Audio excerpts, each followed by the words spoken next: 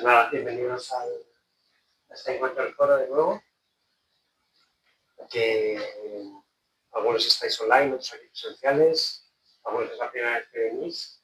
Les siempre hago esta pequeña introducción, o sea, para entender que el foro, que llevamos ya 14 años haciéndolo, 15, que es un lugar de encuentro, o sea, que en el que se puede deliberar, debatir, cuestionar lo que dice uno el otro, porque estamos en un ambiente tranquilo, sereno, no de llevar la razón, sino de compartir, sacar conclusiones, que cada uno se lleve lo que quiera y lo que pueda. De manera que estéis tranquilos. A lo mejor dices, es que yo soy de primero de psicología, o este señor lleva muchos años de experiencia. No voy a decir no civil, porque es interesante todas esas cuestiones que salen, de manera que se produce una interacción muy interesante, porque son médicos, psiquiatras, psicólogos, cuyos físicos. Luego mucho aquí. Y entonces ese encuentro interesante. Y el encuentro de hoy, pues queríamos, invitamos a Julio, que casi siempre está sentado ahí, pero aprovechamos porque él lleva muchos años dedicado a la formación humana, formación espiritual, sobre todo de adolescentes y jóvenes, ¿no? De primera juventud.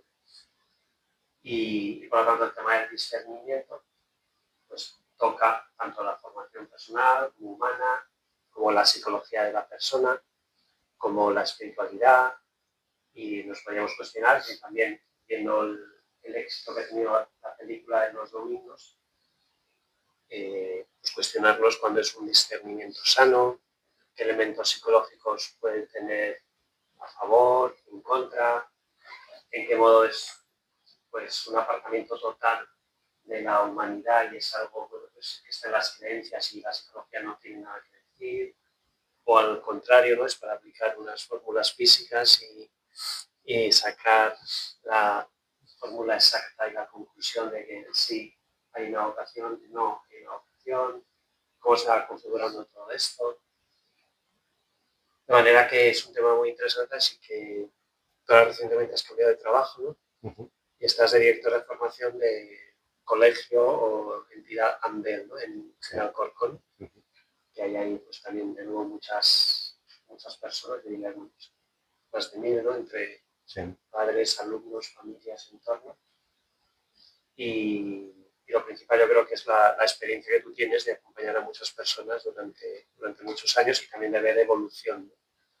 De decir, sí, pues es verdad, esto era muy claro, pues esto no era tan claro, o aquí acertamos, o aquí nos confundimos, o cuestiones que se veían de más pequeños salir a la luz en la edad adulta, favorables y positivas, o negativas, y que quizá ya había señales.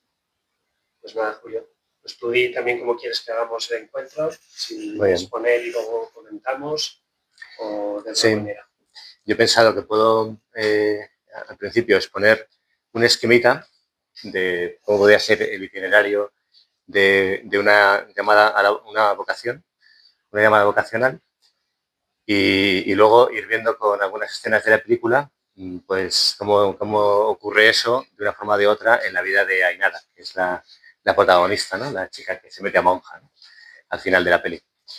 Y entonces, y como siempre, creo que es mejor que me preguntéis sobre la marcha las cosas que os parezcan, y yo también os preguntaré si os parece a raíz de las distintas escenas, y así podemos que sea una cosa más dialogada y creo que es más interesante. Entonces, lo primero es la gran palabra, ¿no?, que he puesto aquí, que es la vocación. La sesión es sobre el discernimiento, pero el discernimiento es una palabra que me parece no termina de coger todo el fondo del asunto, sino solo un enfoque muy concreto, porque creo que vocación lo describe mucho mejor, porque es una llamada. Vocación significa llamada. Y entonces, ¿quién llama a quién y cómo? Ese sería como el fondo del asunto. Y además es una llamada que no se produce de una manera puntual. No es un grito. En un momento dado te llamo la atención para que me hagas caso y quiero comunicarte el mensaje, sino que es una llamada que se va produciendo en el tiempo, mediante una relación personal en este caso, entre Dios y la persona. suponiendo que Dios exista. ¿Vale? Y que tiene una cosa bastante misteriosa, y es que, a ver, a ver, que quema todo, los cuatro. Esta llamada, esta vocación, es una llamada de Dios. Dios es el que toma la iniciativa y es el que llama a la persona a seguir un camino concreto, un modo de vida. Como procede de Dios, la iniciativa es divina, es una llamada eterna. Dios no tiene tiempo, Dios está fuera del tiempo, es una llamada que se produce desde la eternidad, se puede decir. Eso no es nada fácil de entender. ¿Qué significa eso? Nosotros vivimos en el tiempo y el concepto de eternidad nos es complejo y un poco lejano. Pero luego lo puedo intentar explicar un poco más despacio si interesa. Pero a la vez es una elección libre. Ninguna persona que recibe una llamada de Dios, una vocación de Dios, está obligada a seguir un camino. Es una elección 100% libre. Yo elijo vivir así. Elijo vivir así porque me da la gana. Libremente, porque quiero. Y este es un misterio. ¿Cómo es posible que Dios me llame a seguir un camino concreto? Lo haga desde la eternidad. Me crea, me pone en el mundo pensando en ese itinerario vital que como que ha diseñado para mí, pensando en mi felicidad. ¿Cómo es compatible eso con una elección libre en la que soy yo, en que voy eligiendo no un momento de mi vida en que elijo un camino, sino que voy eligiendo libremente siempre a lo largo de mi vida, voy tomando decisiones y algunas de esas decisiones como que me llevan a ese momento de decisión concreto que siempre hay en la vida, como lo veremos, de optar por una vocación. ¿Cómo es posible que yo esté siendo libre, 100% libre, si estoy a la vez respondiendo a una llamada?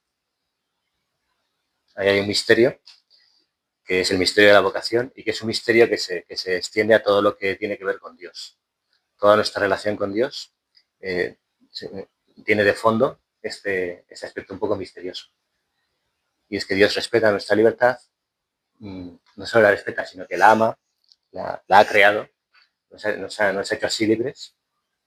Se relaciona con nosotros de una manera personal, concreta, y esa relación no obliga. Sabe lo que vamos a hacer, sabe cuáles son nuestras respuestas, porque las ve como desde arriba, desde la eternidad, pero no, esas respuestas no nos quitan la libertad. Seguimos siendo 100% libres. Este es el gran misterio de la vocación. ¿Cómo es posible ser 100% libre y a la vez estar recibiendo una llamada de Dios tan concreta?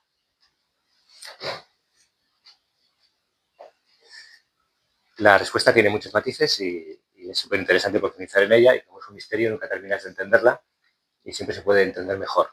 Eso es lo guay de los misterios, que siempre siempre aprendes más. Tiene que ver con, a mí me ayuda a entenderlo, cómo es la relación, cómo se genera una relación de amor entre dos personas, entre dos seres humanos, por así decirlo. Se ve mejor cuando es entre un hombre y una mujer. ¿Cómo se produce ese enamoramiento y esa decisión de entrega de don mutuo entre un hombre y una mujer? Pues también hay algo que tiene un punto misterioso, en el que uno elige al otro, pero a la vez es elegido de una manera recíproca. Y hola. Y eliges al otro y a veces eres elegido de manera recíproca. Y ese vínculo que se genera con esa elección mutua de amor no existe hasta que hay un compromiso mutuo, explícito por parte de los dos, que como que lo genera. Algo así es la vocación divina, la llamada de Dios. algo así. También es una relación entre dos personas, también es un vínculo de amor y también es una especie de elección mutua, recíproca. Tú me eliges y yo te elijo. Y la vocación propiamente solo se configura, solo se hace real cuando se toma esa decisión de elección mutua. Hola. Cuando... Ah, estás aquí, madre mía. Te la pones. No. Hola, ¿hay alguien que tiene el micro abierto por ahí? Parece que ya.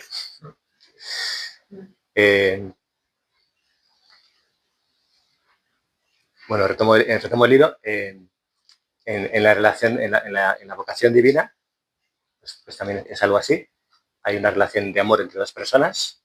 Una es la persona de Dios y otra es la persona humana. Es un vínculo, es una relación de amor. Es una elección mutua, libre. Dios me ama libremente, me ofrece su amor libremente. El hombre responde también, elige, mejor dicho, libremente a Dios y decide amarle de una manera concreta, de un modo concreto.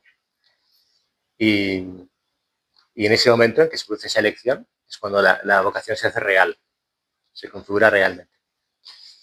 Porque si no, no sería libre. Si no, no sería libre. Y ahí hay un gran misterio. Bien, creo que ahí se podría profundizar mucho y luego al ver alguna escena de la peli creo que podemos entrar más ahí. Pero quería avanzar. ¿Cómo se hace, cómo llama Dios? ¿Cómo se establece la relación entre Dios y el hombre? O la mujer. Pues igual que entre dos personas humanas. A través de la oración, que es ese diálogo entre Dios y el hombre. Esa comunicación se hace en el corazón del hombre. El corazón del hombre es el lugar donde se produce y se establece la comunicación entre Dios y el hombre. La oración, que es ese diálogo con Dios, solo tiene lugar en el corazón del hombre, es decir, en la interioridad de la persona. Y por corazón se pueden entender muchas cosas. Yo aquí he puesto esas tres y voy a añadir una cuarta. Los sentimientos, la inteligencia y la libertad. Y voy a añadir los deseos. El deseo. Como especie de conexión de las tres. Para que se entienda mejor qué quiere decir el corazón del hombre.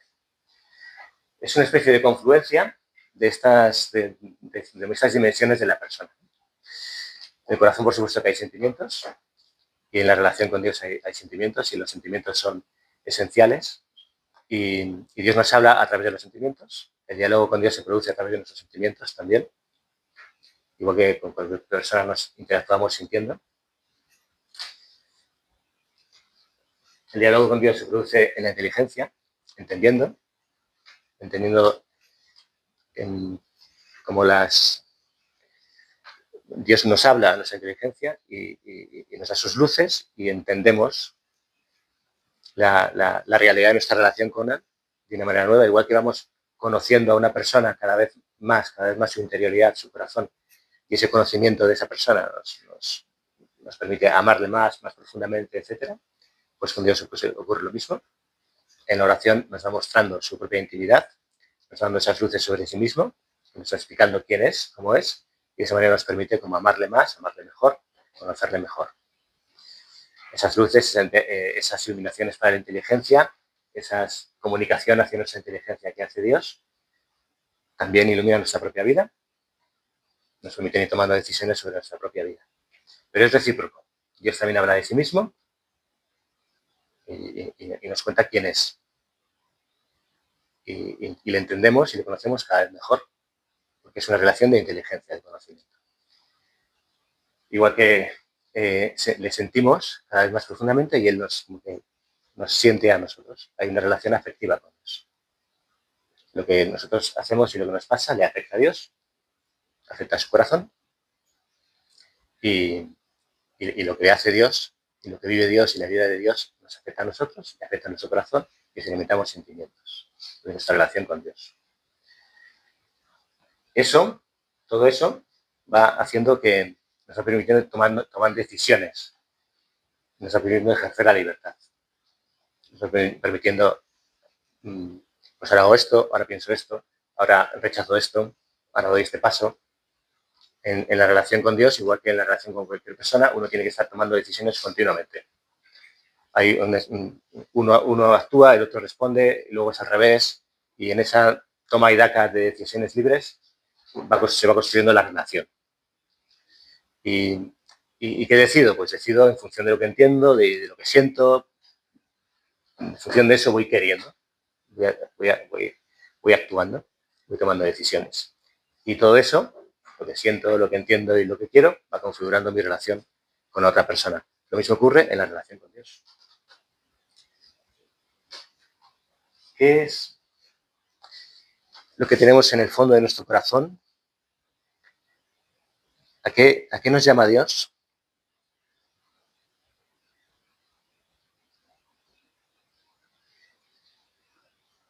Dios nos llama,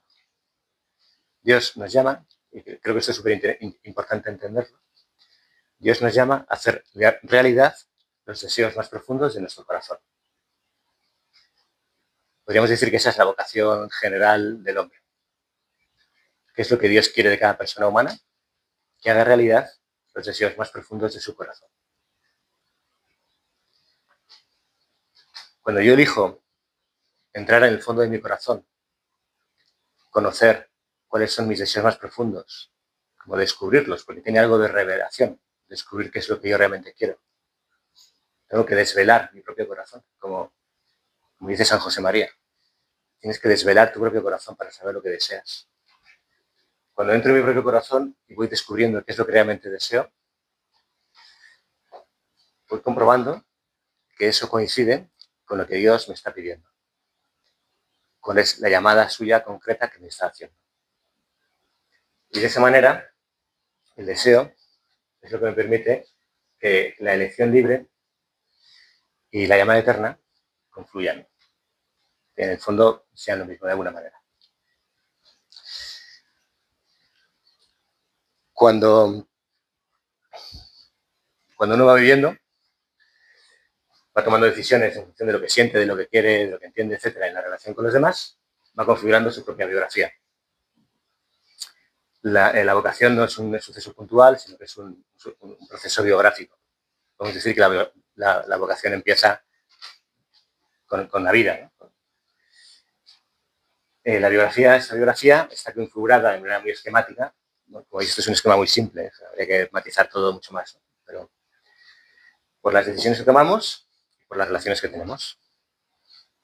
Eso es como los dos elementos fundamentales que se pueden acentuar y configuran la biografía de cualquier persona.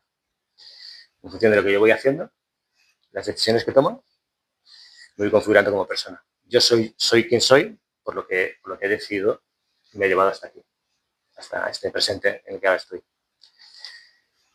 Pero también las relaciones que he tenido a lo largo de mi vida me han ido configurando. No me he hecho a mí mismo de una manera absoluta, ni mucho menos, sino que soy quien soy por las relaciones que he tenido, por las personas que me han afectado a lo largo de mi vida, que me han ido acompañando, algunas poco, otras mucho, algunas especialmente, pues, como las relaciones pues, familiares, etc. De esa manera se va configurando mi biografía. En esa biografía ha habido muchos sucesos que se pueden clasificar en dos tipos. Los positivos, los que me he sentido amado y en los que he sabido amar, y los negativos, en los que me han hecho daño y he hecho daño. Me he hecho daño a mí mismo, me he hecho daño a otros o me han hecho daño a otros.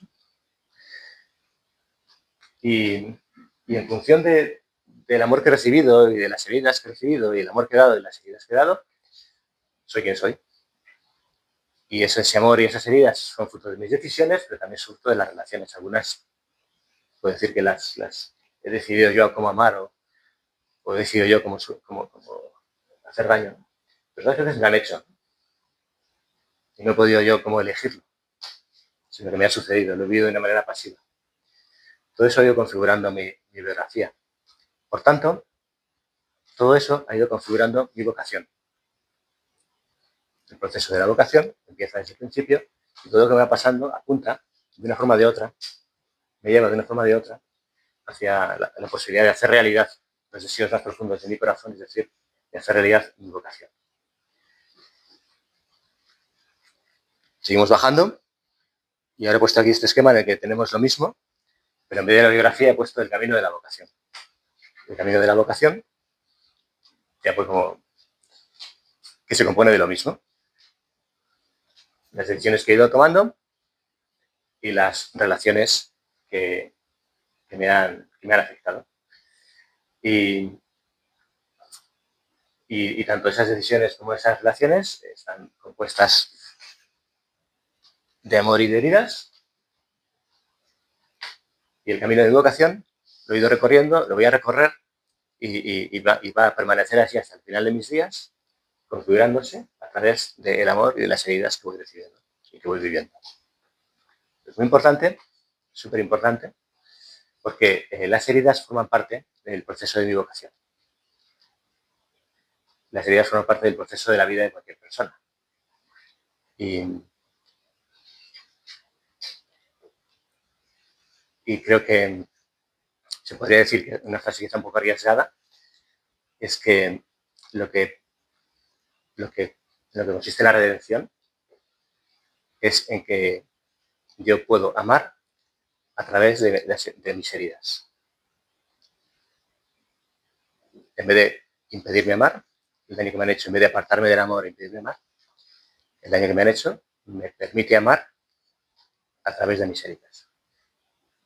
Eso creo que lo podemos hacer exclusivamente por la gracia de Dios, por la redención.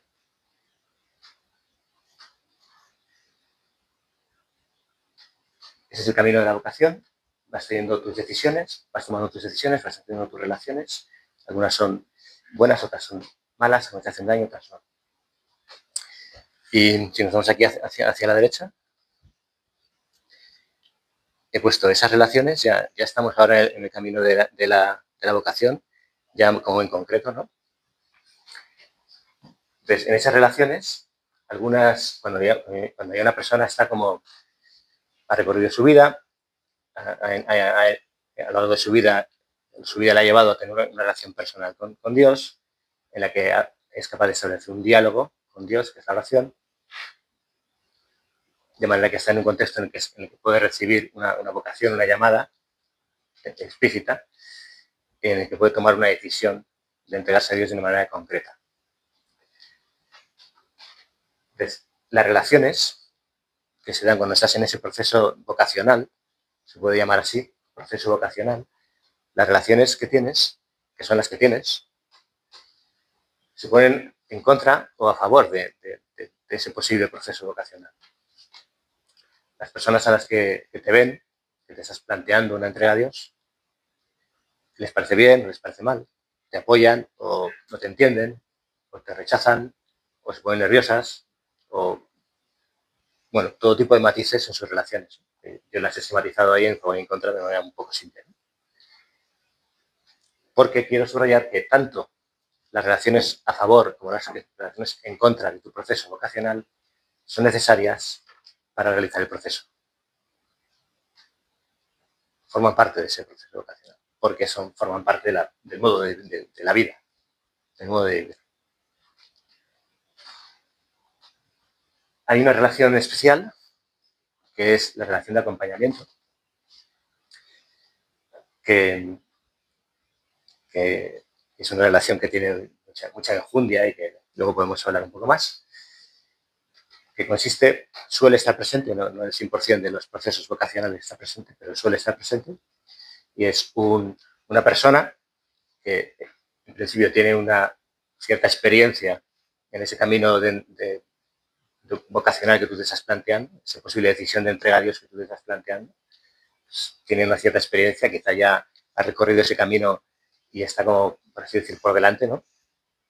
Y te puede ir dando como algunos consejos o mostrando un poco cómo recorrerlo.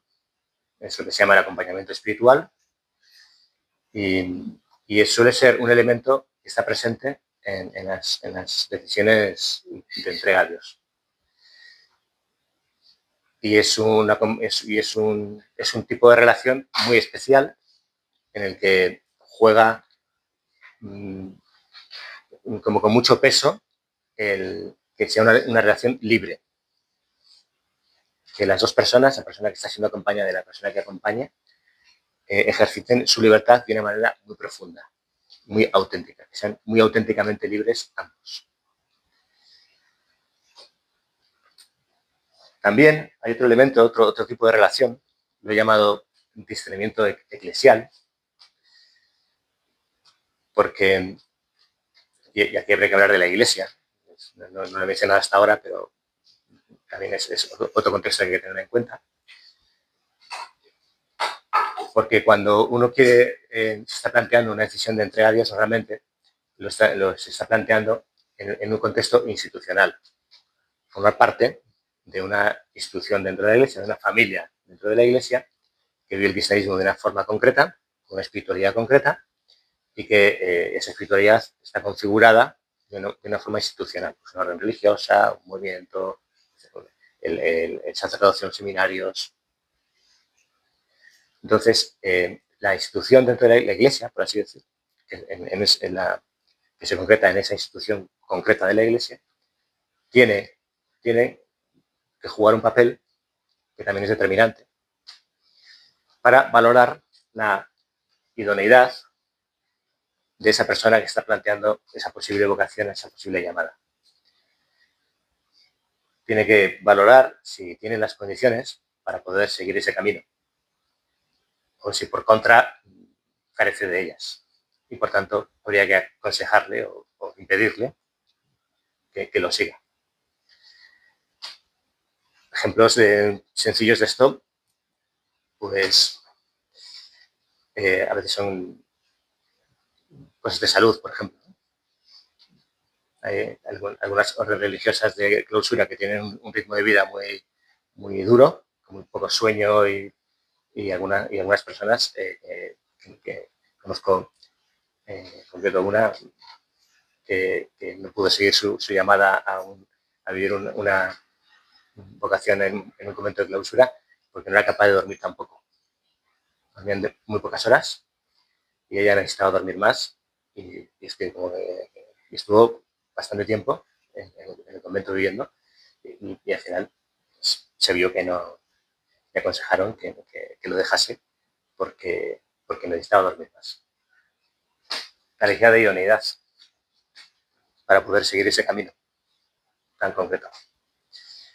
Y es una cosa como quizá una falta de idoneidad quizá bueno, un poco externa, ¿no? Ya, pero es que el cuerpo es muy importante. El cuerpo es súper importante en el proceso de la vocación y en la propia biografía, evidentemente. Por tanto, aquí hay algunas relaciones que cuando estás en el proceso de la vocación se concretan y cobran especial importancia. La del acompañamiento, el discernimiento eclesial. A veces puede ser la misma persona, porque es una persona de esa institución la que te acompaña y también, por tanto, puede ir discerniendo si tienes condiciones. Pero aquí siempre tiene que haber como un elemento objetivo fuera del acompañamiento personal. Tiene que salir fuera del acompañamiento espiritual, personal, y que haya como una especie de juicio de decir, como externo más o menos objetivo, fuera de la relación personal, que diga, pues sí, parece que hay idoneidad. Luego, como siempre, la vida es de matices y luego hay que comprobar que eso realmente es así. Si nos vamos hacia el otro lado, estoy en el camino de mi vocación, he ido tomando decisiones, mis relaciones me han ayudado, sobre todo estoy en diálogo con Dios, que es de donde venimos. Mi corazón está conectado con Dios y estoy dialogando con Él, en oración con Él, relacionándome con Él, queriéndole, entendiéndole, decidiendo, relacionándome, escuchándole. Esa es la clave.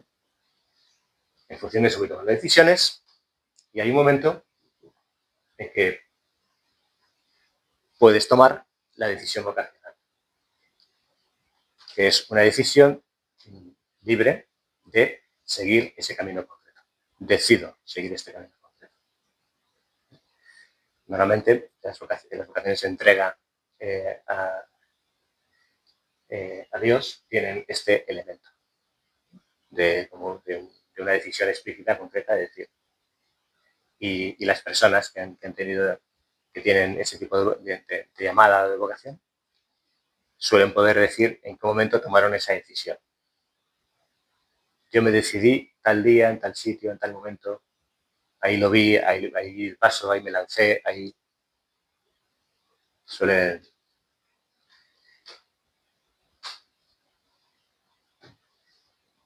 Cuando uno toma la decisión es cuando se configura propiamente la vocación.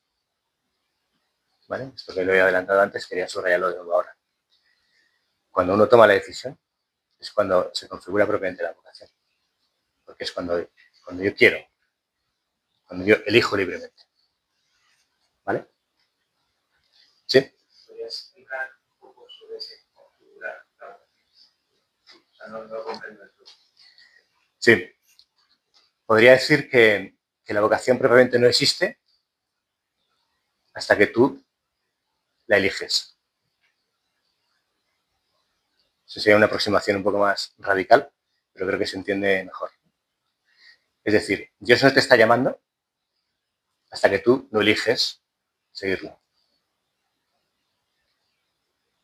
A la vez te está llamando desde la eternidad.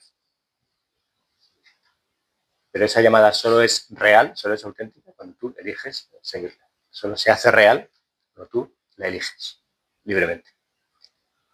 A eso me refiero con configurar la vocación. Vale, este es el esquema que os quería contar, ¿vale? Así en el que creo que nos podemos mover. ¿Tenéis preguntas sobre esto? Bueno, imagino que muchas. Voy a poner alguna de las escenas de la peli para que tenga sentido, ¿no?, la sesión que estoy dando sobre una peli, ¿vale? Y así podemos luego seguir entendiendo esto. Supongo que la habéis visto todos, ¿o no? ¿Sí? Y aquí vamos a ver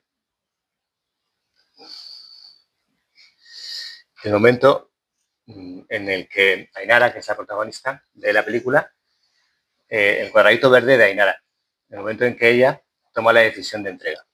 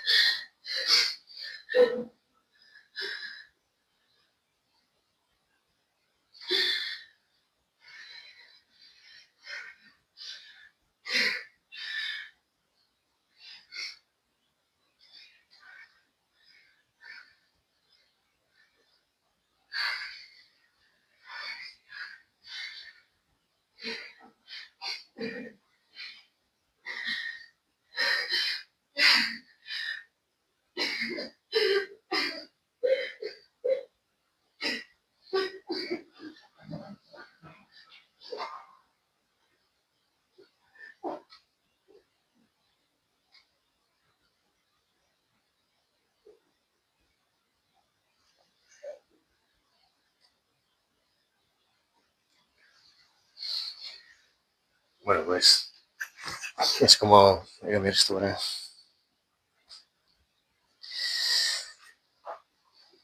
Es un momento en la película en el que muestran cómo Ainara decide entregarse a Dios. Ella está pensando si ella recibe una llamada para irse al convento y para ser monja de clausura, y tiene sus dudas y llega ese momento, le han ido ocurriendo cosas, ha ido teniendo relaciones que le han apoyado, otras que se han puesto en contra, le han puesto dificultades, ha tenido un acompañamiento espiritual. Llega ese momento en el que toma esa decisión. Está en la peli, está contado de una manera bastante dramática. Creo que no todas las decisiones de entregas son así. Me parece que más bien son mucho más sencillas y mucho más alegres, creo yo. Pero bueno, entiendo que en una película uno siempre le pone drama para que sea como más interesante. Bueno, pues aquí es bastante dramático. Y me parece que hay muchas cosas en las que se pueden como pensar o matizar aquí en esa escena, ¿no? Una primera es que ella está dirigiéndose a Dios Padre y está hablando con Dios como su Padre. De hecho, está usando una oración de un santo que se llama Charles de Foucault, en la que, bueno, es una oración compuesta por él. Lo ponen en labios de Ainara, y es una oración literal, en la que se dirige a Dios Padre, yo soy tu hija, tú eres mi padre.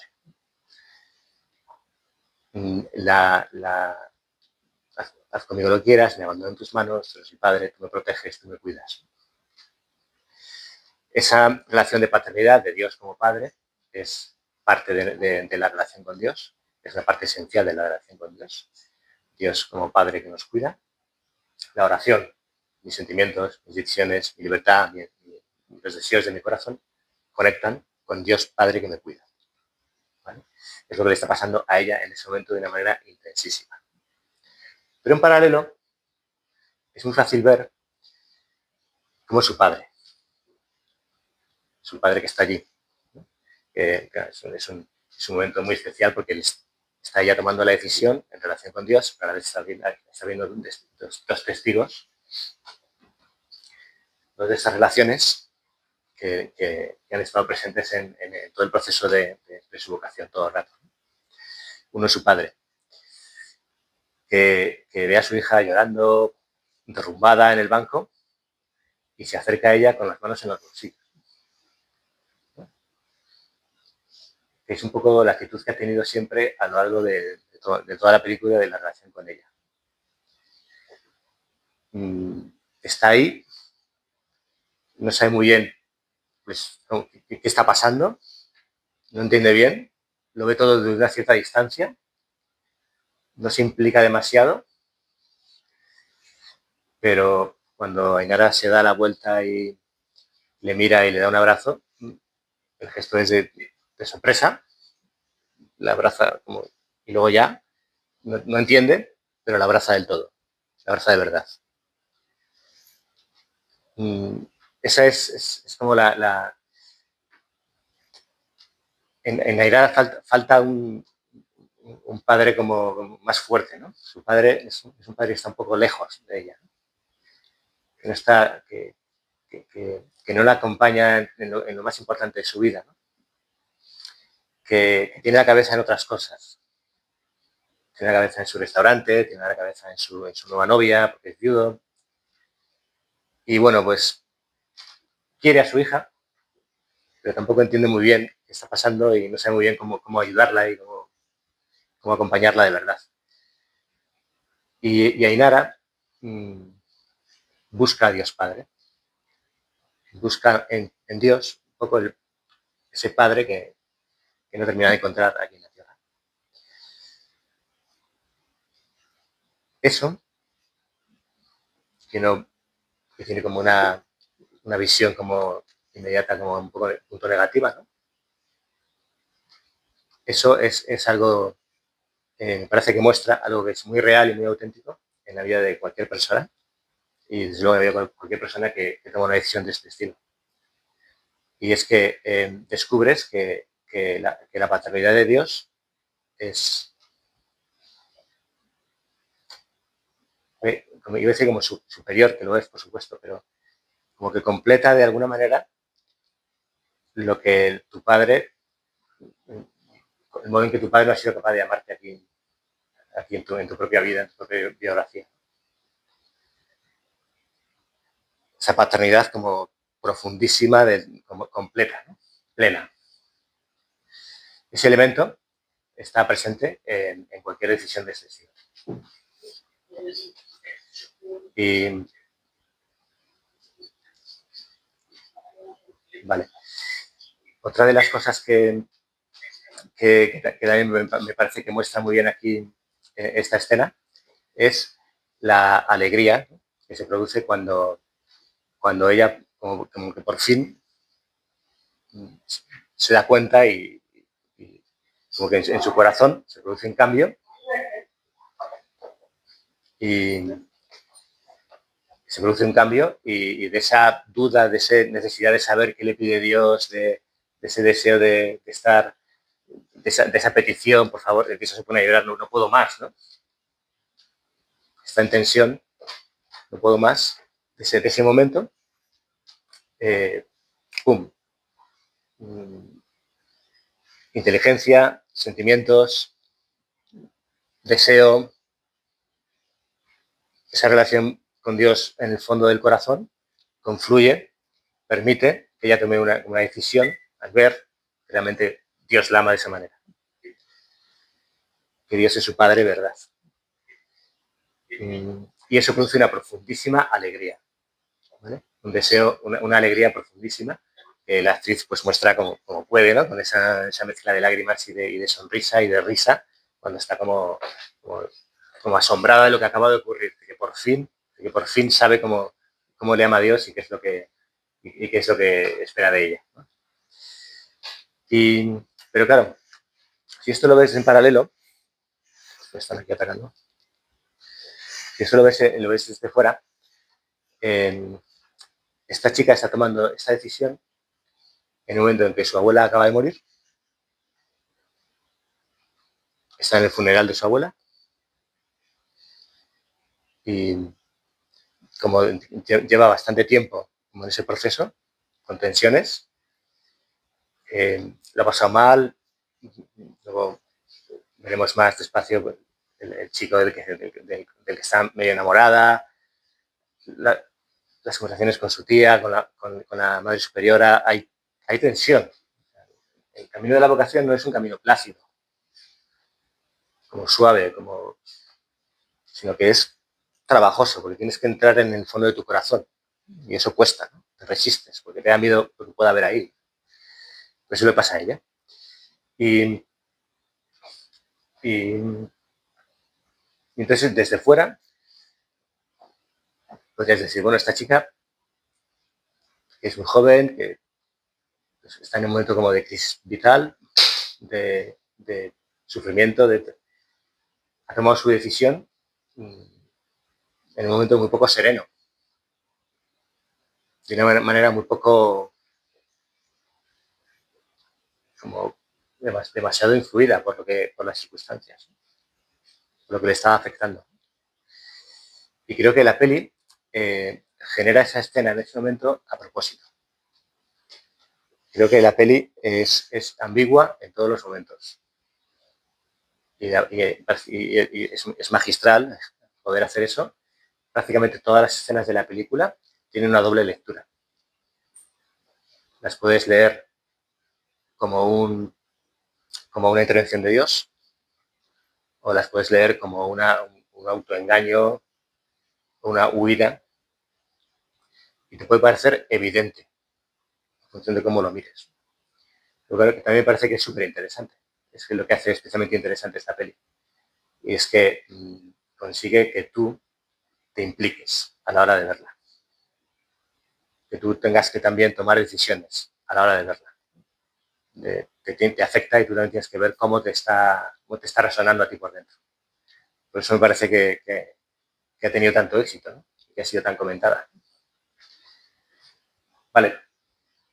Estas son un par de ideas que quería decir sobre esta escena, que es como el momento culmen, ¿no? En el tema del discernimiento, del planteamiento de la vocación. ¿Queréis comentar vosotros alguna cosa? Estamos hablando yo siempre. ¿No? Si no, ponemos esta escena y comentamos otras. Sí, Carlos está ahí aguantando para... O si preferís que ponga alguna escena más y luego ya comentamos al final todas. ¿O? Muy bien, a mí lo que me surge, bueno, muchas gracias, a mí lo que me surge es un poco una frase que has dicho de no pudo seguir con su vocación, está, imagino que era una consagrada, por no poder dormir. Y luego, o sea, como el punto de que el Señor te llame a una vocación concreta y está un poco como en tinieblas sin saber muy bien, y luego por teniendo en cuenta la encarnación, la biografía, el cuerpo, pues dije no. Entonces, un poco va como de forma transversal todo, mi pregunta o mi inquietud hacia lo mismo, es decir, ¿qué pasa con esas vocaciones frustradas o ese camino que el Señor permite durante un tiempo y luego no? También por las solteras que piensan que su vocación es una muy concreta al matrimonio, luego no encuentra al marido, o ese viudo que de repente se mueve su mujer y se hace cura, no se hace cura, se ordena sacerdote, un poco como ese doble baile. No sé muy bien cómo se encajaría en todo esto. Pues yo creo que el modo de entenderlo es este. Todo eso, por seguir con el ejemplo, ¿no? Esta chica que tuvo que dejar el convento porque no podía dormir tampoco, eso fue como un suceso más de su vida que forma parte de su biografía, que ocurre en el presente. Tú has ido como viviendo tu vida y vas viviendo siempre en el presente, pero que ese presente, los sucesos que te van ocurriendo y las decisiones que tomas en función de lo que te va pasando, ilumina todo tu pasado y da como sentido a todo tu pasado.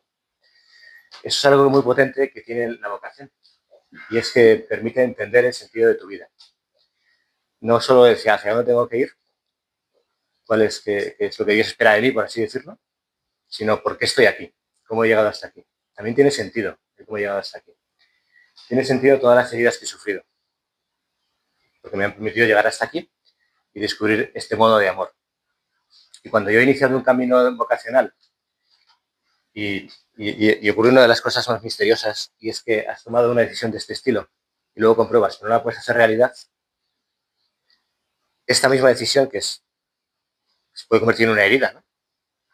Si no cuaja, esta misma decisión se convierte en parte de tu vida y en parte de tu proceso vocacional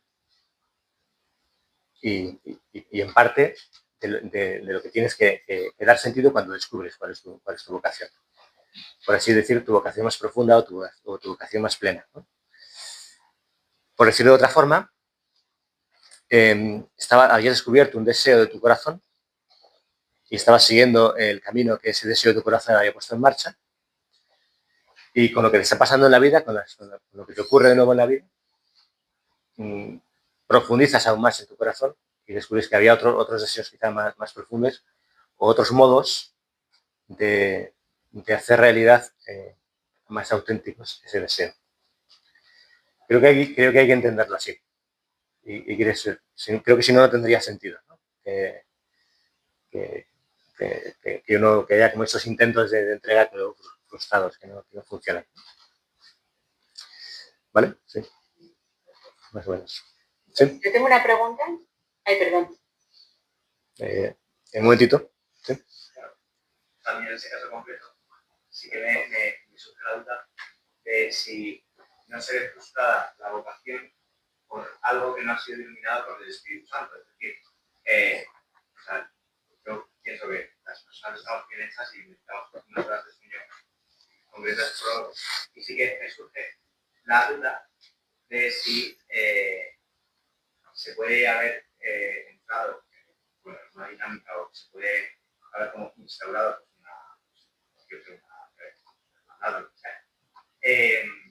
en base a unos criterios que no han sido iluminados por el Espíritu Santo, porque no responden a lo que supongo que considero la naturaleza humana, es decir, unos horarios de sueño que están dentro de lo que se llama a nivel médico. Entonces, claro, luego ahí ya, o sea, vamos, que es un poco de debate. No, creo que no es debate. Creo que es más bien eso que estás planteando es una cuestión de fe, que es ¿puede el Espíritu Santo, realmente existe el Espíritu Santo? ¿Realmente el Espíritu Santo interviene en la historia que configura la vida de las personas de manera que algunas de ellas se organizan en instituciones religiosas o en familias dentro de la Iglesia según un espíritu que realmente ha puesto el Espíritu Santo? Pues desde la fe respondes que sí, que eso es real y que eso existe. ¿Por qué hay algunas espiritualidades que son tan curiosas como que tienes que dormir 4 horas y por tanto muy poca gente puede vivirlas? Pregunta sobre el Espíritu Santo. O sea, el tema es que el punto es que cada persona es distinta, que cada biografía es única y es riquísima. Y sorprendentemente hay personas que viven sanas durmiendo 4 horas y otras no. También se puede dar el caso, y creo que probablemente haya ocurrido en la historia, en que se han configurado espiritualidades que no venían del Espíritu Santo y se descubren normalmente porque colapsan bastante rápido. Como decía Santa Teresa, en sus conventos de mujeres, decía, 16 mujeres van a vivir juntas en este convento. Como diciendo, si no fue el Espíritu Santo, no aguantan ni de broma. Pues existe el Espíritu Santo, si tienes fe, y entonces ves que eso es real. Sobre todo lo ves y tú formas parte de ello, claro. No sé si he respondido un poco a tu pregunta. ¿Y había alguien que quería hacer una pregunta por ahí lejos? Sí, yo quiero preguntar. Bueno, mil gracias. Súper interesante. Yo tengo una duda con lo que has dicho de la biografía, como que la chica no de la película descubre su vocación y hay como esa articulación, esa configuración de la vocación cuando respondes. Pero claro, también yo pienso, una persona, y también asombra como las circunstancias externas, pues se muere su abuela, o sea, como lo que pasa luego en la vida real, ¿no?, de cada persona. Entonces yo pienso, ¿cómo separas desde fuera, ¿no?, un discernimiento de una persona, un chico joven, por ejemplo, de 16, 17 años, que quiere hacer las cosas bien, que le han formado como en un marco antropológico pues concreto dentro de una espiritualidad con esa como idea de entregarse a los demás? O sea, ¿cómo separas eso? O sea, porque claro, luego también hay una parte que puede ser como emocional, de quiero hacer las cosas bien, incluso un poco diría como obsesivo, ¿no?, como de dar más, o sea, ¿cómo separas desde el punto de vista psicológico un discernimiento en una persona tan joven que en realidad la biografía no la tiene aún montada, que sigue como configurando su identidad, de algo que puede ser más, o sea, no obsesivo como tal, pero sí como una idea que se me ha introducido y entonces pienso que es lo que Dios quiere y entonces me voy como liando un poco por ahí? O sea, ¿cómo se puede ver ese discernimiento en una persona tan joven? respetando a la vez su relación con Dios, que no conoces. Que eso me parece súper difícil. A ver, es muy buena pregunta y es la pregunta, ¿vale? Que plantean esta película en concreto. Y no tiene una respuesta muy sencilla, porque depende de cada persona, de cada persona. Por supuesto que si tú en un adolescente ves como señales de falta de salud, tú has dicho que es casi obsesivo, ¿no? Si ves que se está planteando las cosas de manera obsesiva, pues, o como por obligación, o no me queda más remedio que hacer esto, como con constricciones que limitan su libertad, pues probablemente ahí en ese proceso de ese camino de la vocación no está haciendo todo lo sano que podría, ¿no? Por así decirlo. Pero visto desde el otro lado, es que un joven de 16, 17 años ya tiene como, ha tomado decisiones en su vida, tiene un tipo de relaciones, tiene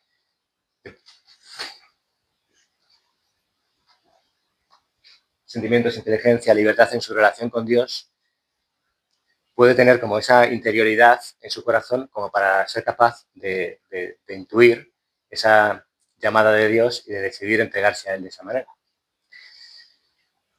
Entonces, no hay una especie de respuesta, ¿no? Es decir, pues mira, si pasa esto, esta lista de cosas, entonces queda bien. Y si falta alguna, entonces queda mal.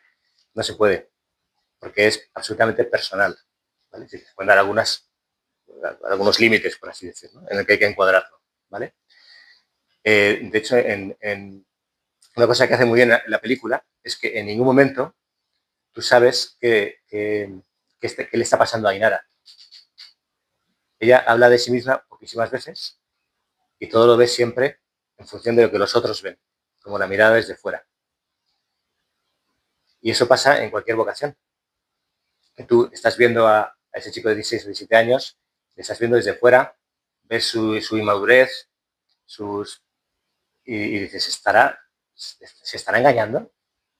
Es que, ¿en qué va a pensar? Si siempre ha estado en la parroquia, si ha sido monaguillo, si ha sido amigo del cura, si ha ido a los campamentos, si apenas conoce chicas, ¿en qué va a pensar? Es que, si además el tío es un poquito cumplidor, es que puede ser eso una llamada de verdad. Pues puede serlo. Puede serlo. De hecho, cuando lo ves con una visión de fe, esa llamada de Dios, que es eterna, afecta, está presente, por así decir, en todos los momentos de tu vida, desde la infancia y en la adolescencia. Entonces, todo lo que te va pasando en tu infancia, en tu adolescencia, también es parte de tu vocación. Y el hecho de que estés en la parroquia, de que tus padres te han llevado allí, de que seas monaguillo, porque había otros muchos que no eran monaguillos, que eran monaguillos y luego ya no están, que vayas tú al campamento y otros han dejado de ir, que hay una serie de elementos que son esos en concreto, que dicen, bueno, es que tiene sentido que este chico va a estar recibiendo esa llamada y va a tomar esa decisión. Sin embargo, y esto es muy importante, la Iglesia se protege mucho la libertad de las personas. Y como ese chico puede que esté recibiendo una llamada real, pero también puede que esté tomando una decisión fruto de su inmadurez y que no sea una decisión auténticamente libre, la Iglesia protege y elabora un discernimiento eclesial para ver si hay una idoneidad en la persona. Y este discernimiento eclesial no es puntual, sino que es un proceso. De hecho, que comienza antes de tomar la decisión de entrega, pero que continúa después de tomar la decisión de entrega. Y por eso ese chico de 16, 17 años, que ha decidido en su corazón ya entregarse a Dios y que quiere ir al seminario y que quiere ser sacerdote, no puede hacerlo todavía. Tiene que ir dando unos pasos, tiene que recibir una formación, tiene que seguir creciendo, madurar, tiene que seguir adquiriendo unas virtudes, tiene que ir siguiendo un camino en el que va a estar acompañado en el que se va a ir comprobando si realmente esa idoneidad que aparenta al principio se consolida. Y a medida que va creciendo y madurando y va siendo más libre, su decisión permanece. De manera que al final, bueno, y en ese proceso a veces el propio chico descubre que no quiere, o que o que toma la decisión de una manera errónea y recalcula el camino, y otras veces se afianza en su decisión. No sé si con esto he respondido más o menos a tu pregunta. Sí, gracias. A ti. Vale. ¿Sí? Yo quería hacer un par de intervenciones. La primera, que creo que podemos caer también en un problema, entre comillas, en el caso en que haya una decisión vocacional frustrada y se dé como una especie de ciclo. Es decir, tú sigues sintiendo esa llamada de Dios, porque no deja de ser un anhelo, acercarte a y a conceder tu vida de alguna forma, pero en el caso en que se repitiera varias decisiones eclesiásticas frustradas, ya caerías como una especie de círculo vicioso, ¿no? Que te vas acercando a Dios cada vez te van alejando, ¿no? Ya sea por tu propio pie o por tu salud o por apoyo externo. En casos como este... Mira, sinceramente no conozco ningún caso como ese. Los que trabajamos en...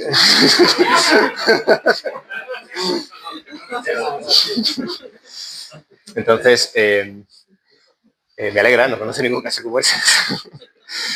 Y los que entonces a esa persona tenías que aconsejarle terapia. A lo mejor Carlos se puede responder mejor a esa pregunta. Que sí, cuando eso se produce, ese bucle, el chico que cambia de seminario cuando el uno le han dicho que no y pide el acceso en otro, y no se le vuelvan a decir que no, vuelve a ir a otro, y eso no piden los informes a los anteriores, entonces le admiten, pero luego en el proceso se ve claramente que no, entonces, y luego acude a una institución religiosa a ver si hay algo de base que no está bien engranado, que necesita ser atendido, que pretende ser compensado con esa supuesta vocación o con esa supuesta vida en común, con esa experiencia que muchos tenemos. Hace menos, hace una semana hemos tenido un encuentro de rectores, formadores y psicólogos de seminarios. Entonces, es uno de los temas comunes. Es decir, cómo ayudar a estas personas que acuden al seminario, que se plantean una cierta vocación, pero que vemos que hay unas carencias, unas heridas, unas necesidades, y cómo hay que utilizar la psicología y la salud mental para que si hay una verdadera vocación, eso pueda sanar bien, o sin más potenciar sus competencias y que tengan una psicología. Pero hay otros que el psicólogo tiene que ser muy fiel. El director espiritual o el rector también, para decir, ya, es que tu vida no es por aquí, pero que hacerlo entender de manera clara para que deje de entrar en ese círculo vicioso que tú has expresado y pueda de verdad hacer un claro discernimiento, sanar las heridas que tenga, etc. Entonces, eso suele ser un indicativo de otros problemas. No sé que es que toda la iglesia de esa país viciada. Sí. Como has comentado, esta película tenía mucha popularidad por esa doble lectura, que realmente es algo que utiliza mucho literatura, concretamente en poesía, que es oposición de contrarios. Y hay veces que se hace plenamente visible dentro de alguna escena. Me viene a la mente cuando están la tía y el padre hablando, cuando ya ha entrado Ainara en el convento, con una experiencia fuera de lo que viene siendo una excursión, digamos, sí, con monja joven, con monja un pelín más mayor. Pero, y ahí hay claramente, de una forma visual, una posición de contrario en la que el espectador se pone en su piel y dice, ¿qué haría yo ante esta situación? Que es por lo que yo creo que ha tenido tanta popularidad, y ya no solo por eso, sino por la forma en la que se trata una decisión como esta.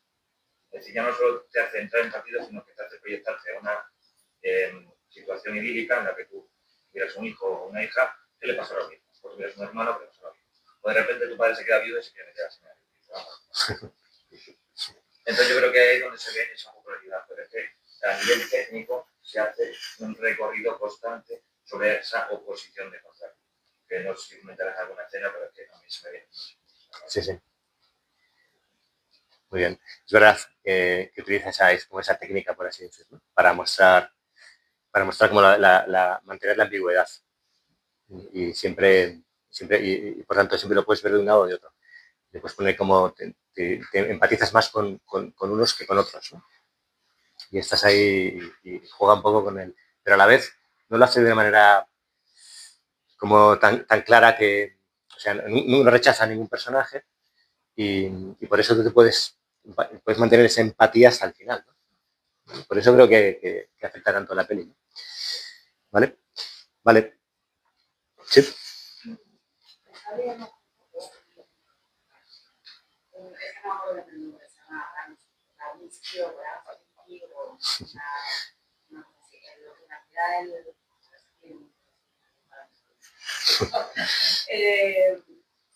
Lo que plantea él es que, bueno, Dios representaría todas las características de lo que tiene una figura de apego ideal. Es la figura de apego perfecta, idónea. Y entonces es lo que busca en las psicoterapia canalizada, que de hecho son la mayoría en Estados Unidos, es verdad que como evangélicos y presbiterianos, que es lo más alto, pero el tipo de relación que la gente establece con Dios se desarrolla una teoría que la llama la teoría de la compensación y de la correspondencia. Cuando una persona tiene un apego seguro y además en otras muchas relaciones, busca en Dios como un amplificador, como sería la correspondencia. Mientras que muchas personas que han vivido relaciones complicadas y no han podido desarrollarse a todo seguro, buscarían en Dios una compensación, porque podrían buscar en esta figura idónea, ideal, todo aquello que me falta. Y esto me ha ayudado a la mente a la idea de lo que has dicho, ¿no? de que la está en nada, pues su padre, digamos, no termina de satisfacer todas sus necesidades y no nos ha con esa parte de las personas que están en ese libro de qué pasa en esa necesidad muy satisfecha y con la sorpresa. ¿Qué opinas al respecto de esa parte de apego a la madre? Bueno, que me parece que es real. Claro que cuando tú te relacionas con Dios, en la relación con Dios te da una seguridad que no encuentras en otro sitio, un amor que no encuentras en otro sitio. Creo que nadie tiene un apego seguro, 100% seguro. Todos tenemos carencias, ¿no? Más o menos, ¿no? Y por lo tanto todos tenemos como esos agujeros en los que podemos intentar rellenar en la relación con Dios. Y precisamente por eso la vocación es una cuestión de fe. Y la existencia de Dios, en el fondo, que se puede mostrar que Dios existe, pero un Dios personal que te llama y con el que hablas, es una cuestión de fe. Y tú siempre no vas a encontrar ninguna prueba, ni psicológica, ni médica, ni que te demuestre que estás siguiendo una llamada y que no estás compensando tus carencias afectivas. No, creo que ir por ahí no hay respuesta. Parece que los que estamos en salud mental estamos y tenemos fe, estás en esa ambivalencia, en esa, me gusta más paradoja continua, si te pones las gafas de la fe, sin estudiando la ciencia, la medicina, la experiencia, psicoterapia, pues dices, pues la figura de Dios, efectivamente como sanadora de la fe, y Dios te gozada, que ve que Dios existe, puedes sanar el apego. Si te pones, me voy a quitar las gafas de la fe, voy a poner solo las de científico. Y dices, pues vaya compensación, vaya Autoengaño. proyección, vaya, que a ver podrías decir, bueno, oye, que te sirva. Pero luego esta parte de la ciencia está la experiencia de vida. Entonces, al menos he tenido experiencias de psicoterapias, donde muy bien, tú haces todo lo mejor que puedes y sabes con todas tus acreditaciones, pero luego ocurren cosas que tú no has hecho, no has sido tú. así. Y dice, esta sensación de se me ha quitado. Eso se ha ido. Y claro, si tú a eso atribuyes, claro, y claro, la respuesta es, no, dímelo tú. Claro, yo luego, esto me he dado de buenas decisiones, sí. Dímelo tú, que eres el que llevas la terapia. Pero estoy hablando de una persona con una vocación muy concreta, sabe en crisis, que en el fondo tenía un problema con sus figuras de hacerlo y no hacerlo. Eso nos ha costado 28 sesiones llegar a eso. Pero en el proceso ha habido una sanación a través de la fe también. Pero quizá con ese juego todas las variables de la vida, su propia intención, su acercamiento a Dios, que era también como desorganizado, como su apego, pues, cariñoso, cercano, pero a la vez con enfado, a la vez con miedo, a la vez porque no me sanas, porque me abandonas, pero porque me cuidas tanto, pero está su propia vida de oración, está la psicoterapia, para se hace 800 kilómetros. Entonces, y luego pues puede que esté Dios, al menos a mí me parece que está, porque hay alguien que moviliza y que yo los la atribuiría a la psicoterapia. No sé si me he explicado con esa paradoja ambivalente de extremos y luego pues experienciaría que dices, bueno, pues no lo sé, porque hay alguien haciendo cosas.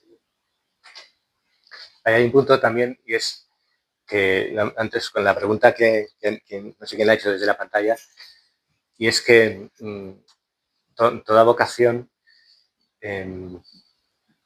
o sea, toda vocación tiene en cuenta las heridas que has recibido y aprendes a amar a Dios y a los demás a través de esas heridas. Pero hay veces que esas heridas son tan graves o tan profundas que te condicionan demasiado y no te permiten una relación suficientemente sana con Dios o una libertad suficientemente auténtica, ¿no? Entonces, eso es una frontera muy difusa en la que es súper difícil marcar como unos indicadores. Bueno, si hay problemas de salud mental gravísimos, pues, pero muchas veces a través, como le pasa a Ainara en la película, a través de su herida con su padre y de su herida con su madre, que murió cuando era una niña y que le regaló la medallita de la Virgen y que ella mantiene la fe por amor a su madre y que se está proyectando y está... Pero a través de eso, realmente, a través de esas heridas que ella ha recibido, realmente descubre cómo relacionarse con Dios, cómo encontrar a Dios, sana esas heridas le permiten amar y terminan formando parte de su vocación y llevándole a tomar esa decisión de entrega. Entonces, ahí hay un punto que solo se resuelve como estando muy pendiente de la biografía de cada persona. Tienes que ¿sí? Y que realmente en el fondo, solo la propia persona es capaz de, es la que puede decir, la que puede descubrir si está siendo realmente libre o no. Mi experiencia en psicoterapia también es que cuando tienes esas situaciones o con reconfiguraciones de vocaciones o con la configuración progresiva de una vocación ya sentada pero que entra en crisis, si ayudas a la persona a diferenciar qué es de cada área, de cada campo, te encuentras con que efectivamente la persona te solapa sus heridas y de repente mantiene su vocación totalmente sana, o su vida de oración, o su vida de relación, y dice, fenomenal, pues venga, vamos a por el tema de las heridas. Pero esto lo mantiene con igual o más intensidad. ¿Me explico? Estoy diciendo, esto era por esto. Pues vaya lío, me he equivocado. No era por ahí. No, de repente te cuentas con que dice, esto sigue y sigue creciendo, y dice, pues sí, todo esto también es verdad. O sea que las dos situaciones son verdad. Bueno, yo era una de las preguntas que quería hacer por eso de las heridas, porque bueno, es un clásico de las unidades matrimoniales, ¿no? Salió de casa porque no podía diferenciarse, porque estaba sometida por sus padres. Pues ahí no había una verdadera vocación al matrimonio con esa otra persona, ¿no? O ha salido hacia el convento como un modo de huir de no sé dónde, o como un modo de anular una herida de lo que sea, unos abusos, una violación, y dice, no, quiero una vida donde no haya sexo. Entonces creo que tú dices de las heridas, si yo eso solo me pongo las gafas de médico, pues me eriza la piel, ¿no? De decir, ¿de dónde vais? Claro. ¿Qué herida? O sea, no sé, pero de ahí sanan tus heridas y luego ya te preguntas cómo te llamas y cómo te llaman. Pero primero sanan las heridas. Sí, el tema es que si primero sanas tus heridas, entonces todos estaríamos paralizados. Entonces no sanar nuestras heridas y luego para luego poder vivir. Entonces el tema es que tienes que sanar tus heridas mientras vives. Y vivir es recorrer el camino de tu vocación. Entonces vas sanando tus heridas en la medida en que vives tu vida y en la medida en que vas recorriendo el proceso de tu vocación, que te permite conocer a Dios, descubrir cómo te ama y decidirte a amarle de una manera concreta que tú quieres, que eliges y en la que Él te llama. Entonces, creo que esto también es muy importante, ¿no? Puede que tengas unas heridas tan profundas y tan inhabilitantes que sea contraproducente en este momento que te plantees una decisión de entrega. Pero, vale, eso puede ocurrir. Pero tienes que ser consciente de que aunque no te lo estés planteando explícitamente, está ocurriendo. Estás viviendo tu vida y por tanto estás relacionándote con Dios y estás en el proceso de tu vocación. Pero creo que lo normal, lo habitual, en las personas, no en las situaciones patológicas o gente graves, es que tú tienes que afrontar tus heridas, tu problema de relación con tus padres, con tu madre, o tu hermano, o con las mujeres, o con los hombres, o con lo que sea, cuáles sean tus heridas, tienes que afrontarlas en el propio proceso de tu relación con Dios. Condiciona tu relación con Dios, la retuercen, pero en la relación con Dios tú la puedes rectificar. Pero si te quedas parado, intentando como sanar tus heridas y luego ya me relaciono con Dios, descubro cuál es mi vocación, ni vives, ni descubres tu vocación, ni nada. Porque es con tus heridas y con tus amores con los que amas y con los que descubres a Dios y con los que Él te ama. Y cuando Él te ama, cuando tú intentas amar con tus heridas y Él te ama sin heridas, sana tus heridas. Y entonces es capaz de amarle mejor. Y entonces lo ves más claro. Y entonces, bueno, y entonces ese proceso de vida cristiana que coja en una vocación y que es, creo que es muy sanador, pero no solo eso, ¿no? O sea, sino que es santificador. Es decir, que eres cada vez más feliz y que disfrutas más de la vida y cada vez estás más contento. Sí. Yo creo que la vocación solo describe cuando las vocaciones que rechazas o otras llamadas hipotéticas que rechazas son mínimamente atractivas. Es decir, si eliges una cosa porque todas las demás vocaciones se producen aversión, entonces no es una elección libre. Es decir, claro. O sea, tiene que parecer mínimamente atractivo la idea de ser sacerdote para poder ser muy feliz. Porque si te produce aversión, ¿no? La idea de ser sacerdote. No, estás. Que sí. No, creo que no. O sea, que considero que tiene que parecer mínimamente atractiva la idea de ser sacerdote para poder elegir libremente ser mujer. No. No, creo que no es así. Creo que la elección es de un bien que amas, de un deseo que tienes en el corazón. Y ese deseo del corazón, eso que es atractivo para ti, eso se convierte en tu llamada vocacional. Y eso es lo importante.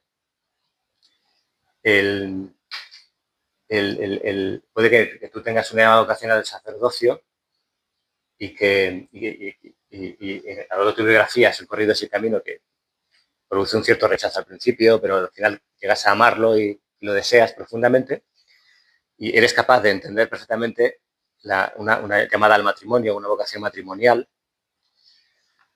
Lo que pasa es que tú no la deseas de esa manera. Pero me parece muy dicotómico el decir que tienes que si tienes aversión al matrimonio, entonces no eres libre al elegir esto. Creo que esa situación realmente no se da porque por así decirlo, la vocación no es que no es que tienes delante una posibilidad de opciones y tienes que elegir entre una de ellas. No es eso. Ese planteamiento de la vocación genera mucha confusión, sino que la vocación es que tú estás recorriendo un camino y entonces ese camino como que te va llevando y a veces intentas y dices, no, por aquí no, y vuelvo por aquí sí. Entonces te va llevando y al final dices, esto es lo que deseo, esto es lo que quiero. No tienes que, probablemente no tienes que elegir opciones, sino que haces realidad tu deseo, eliges una, pero no rechazando las demás, sino configurándote hacia ella. ¿Sí? Pero,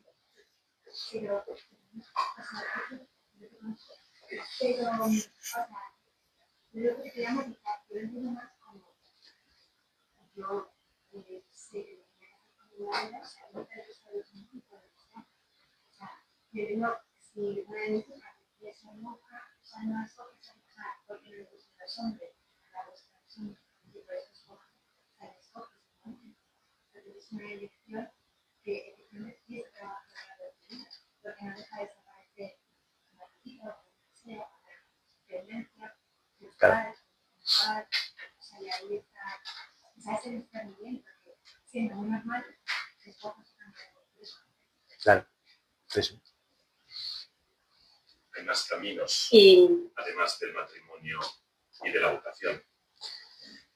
Pues mira, hay tantos caminos como personas. Claro, quiero decir que no lo reduzcamos únicamente a O B. Sí. O sea, creo que es muy importante saber que hay tantos caminos como personas, porque todo esto es absolutamente personal y luego esos caminos personales tú los puedes como clasificar por grupos, ¿no? En función de ciertas afinidades, ¿no? O ciertos hechos. Si estás casado es un hecho. O de hechos, efectivamente.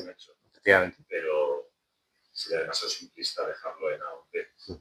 Totalmente. Sí. Sí que se suele hablar de la vocación matrimonial, al matrimonio, como la llamada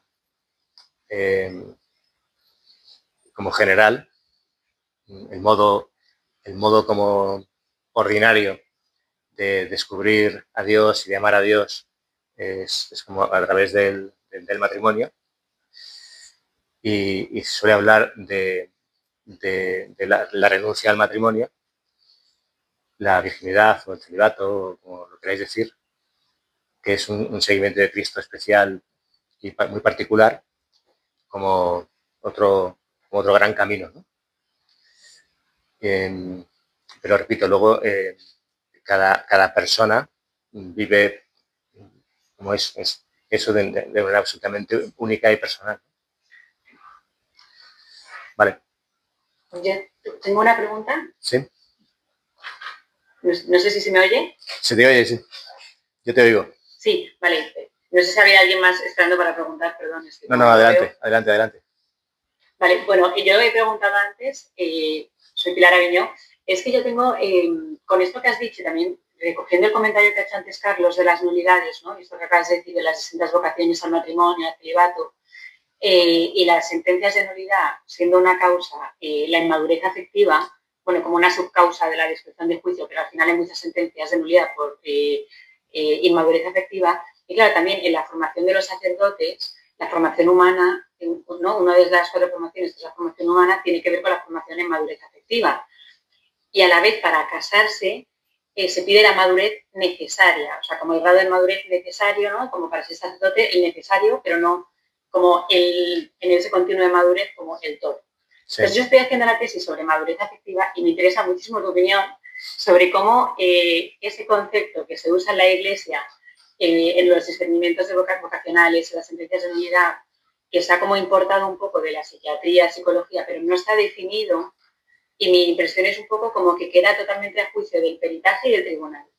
Entonces, claro, pienso en los discernimientos vocacionales, queda a juicio del director y el psicólogo que acompaña, pero es como muy difícil de medir porque es, antes hablábamos, ¿no?, de cómo de maduro es, pero estamos diciendo que entonces una persona inmadura no tiene vocación, si entendemos la vocación como un encuentro con Cristo, o sea, ¿dónde queda como esas capas que decía Carlos de realidad, de las gafas de la fe y las gafas de la ciencia?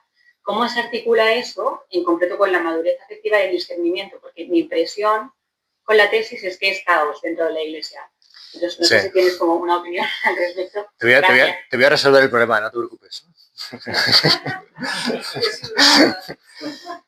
A ver, creo que el problema de la madurez afectiva a la hora de tomar una decisión de entrega o matrimonial, ¿no?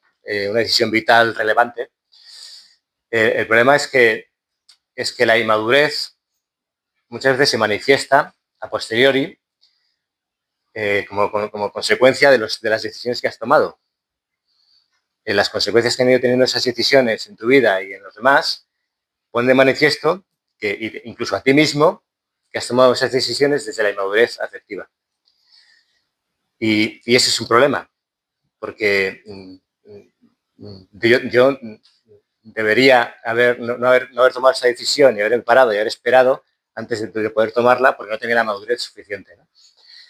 ¿Cómo sabes que una persona no tiene madurez suficiente cuando todavía las consecuencias de sus malas decisiones no han ocurrido? Todavía no ha tomado decisiones suficientemente relevantes como para que las decisiones sean suficientemente relevantes como para que manifiesten claramente que había madurez afectiva. Pues ahí está el arte del acompañamiento. Y es verdad que es muy personal.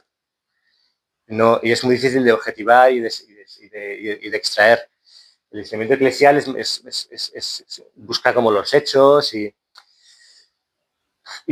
pero es más desde fuera y todavía no ha habido hechos manifiestos que manifiesten esa inmadurez.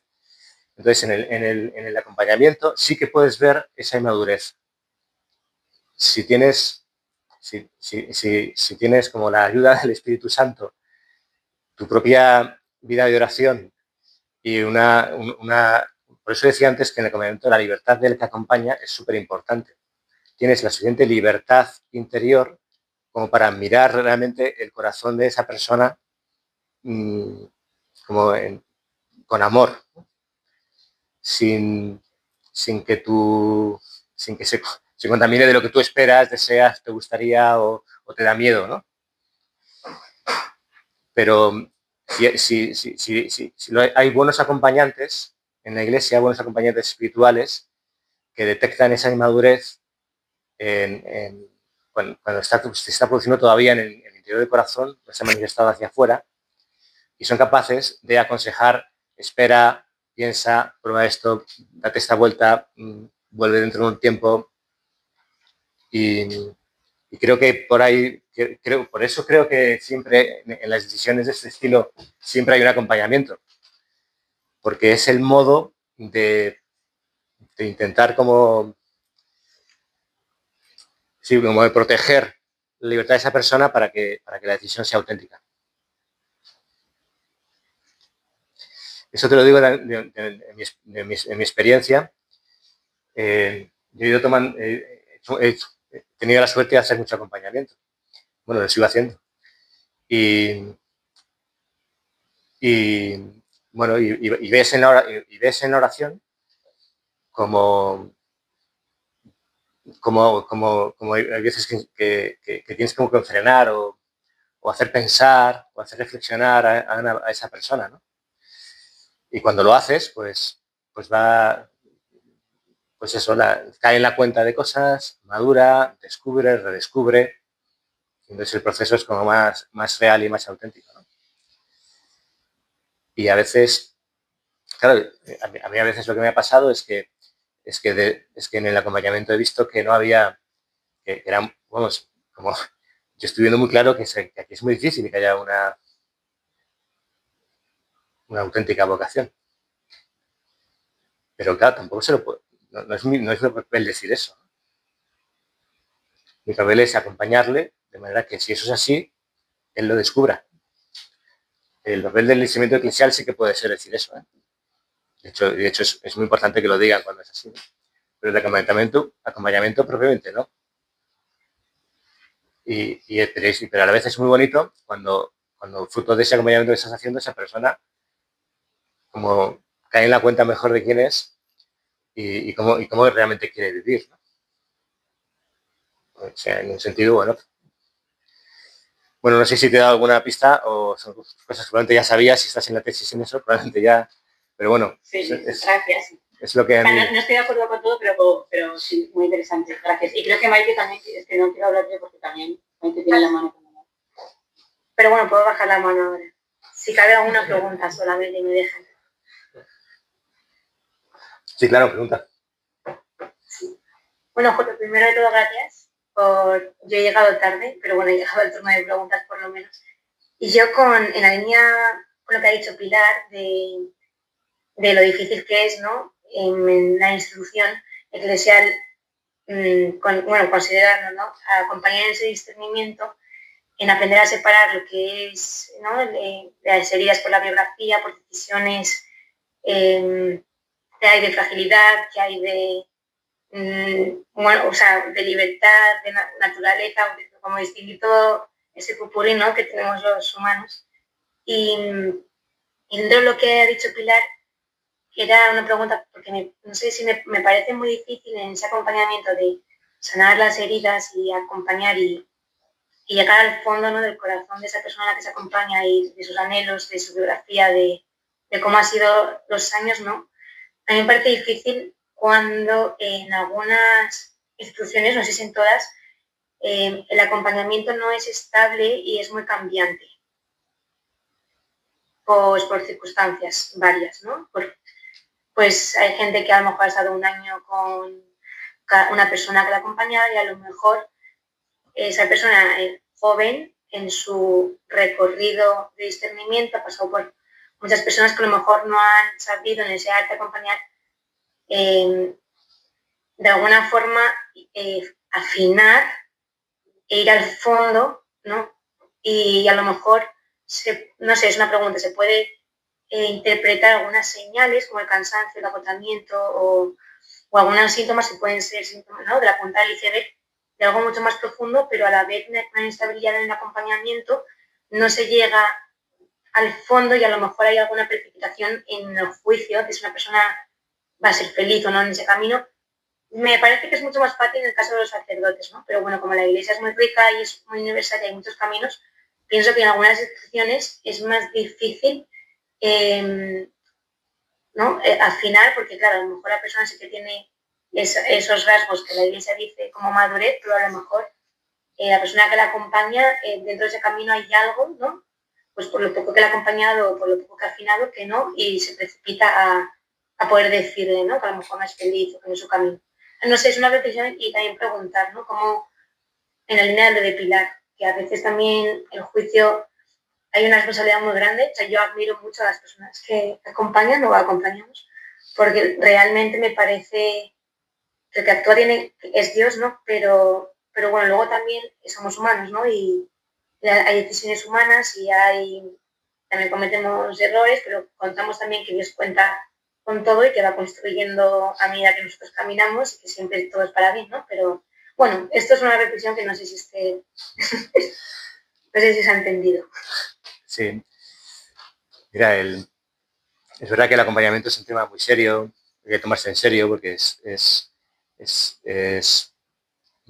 tocas un poco la intimidad de la persona y por tanto hay que ser muy delicado, ¿no? Pero yo no diría que es difícil propiamente. No es una cosa que que se puede hacer a la ligera, ¿eh? Pero yo no diría que es difícil, que es súper complicado saber la herida hasta dónde llega y luego la libertad y no sé qué. Yo no diría eso, porque es que forma parte de la vida, forma parte de lo que estás viviendo. Y eso por un lado. Y por otro lado, tú lo has dicho al final, cuentas con que es el Espíritu Santo el que actúa, en el fondo, en las almas, ¿no? No tú. Tú no te cuidas mucho, ¿no? De intentar como empujar hacia un lado, hacia otro, lo que sea, ¿no? Sino que cuentas con que es el Espíritu Santo el que va moviendo el corazón de esa persona, que va entrando en su propio corazón para descubrir lo que quiere, etc.